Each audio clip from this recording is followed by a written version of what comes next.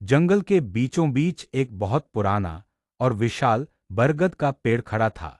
उसकी ऊंची शाखाओं के एक छोटे से घोंसले में एक नन्ही सी चिड़िया रहती थी। वह दूसरी चिड़ियाओं से अलग थी, शांत और थोड़ी सहमी हुई।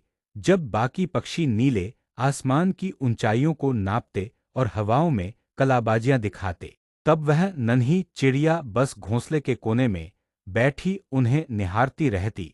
उसके मन में भी बादलों को छूने और सूरज के करीब जाने का सपना था, लेकिन जैसे ही वह पंख फैलाती, उसका पूरा शरीर डर से कांपने लगता और वह जमीन पर आ गिरती। जंगल के दूसरे पक्षी उसका मजाक उड़ाते, उसे डरपोक कहकर पुकारते। उनकी बातें सुनकर वह रात के सन्नाटे में चुपचाप आंसू बहाती और खुद से कहती, शायद उड़ना मेरे नसीब में ही नहीं है। लेकिन उसके भीतर एक नन्ही सी आवाज अब भी जीवित थी, जो उसे याद दिलाती कि अगर उसने खुद पर भरोसा छोड़ दिया तो उसके सपनों का अंत हो जाएगा।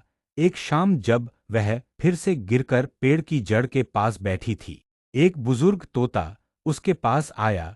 उस अनुभवी तोते ने बड़े प्यार से उसे एक गहरी बात समझाई।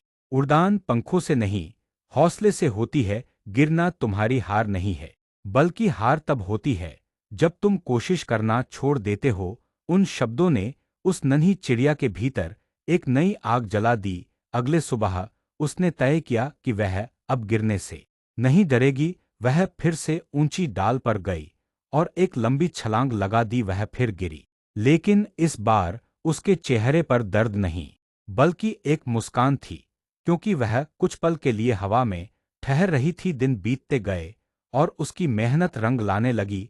अब उसकी उड़ान लंबी और स्थिर होने लगी थी। फिर एक दिन जंगल में एक भयानक तूफान आया। आसमान काला पड़ गया और हवाएं चिखने लगीं। सभी पक्षी डरकर अपने घोंसलों में छिप गए, लेकिन वह नन्ही चिड़िया इस तूफान से लड़ने के लिए तैयार थी। वह तेज हवाओं को चीरते हुए बादलों के ऊपर निकल गई। जो पक्षी कभी उसका मजाक उड़ाते थे, आज वे नीचे से उसे हैरत से देख रहे थे।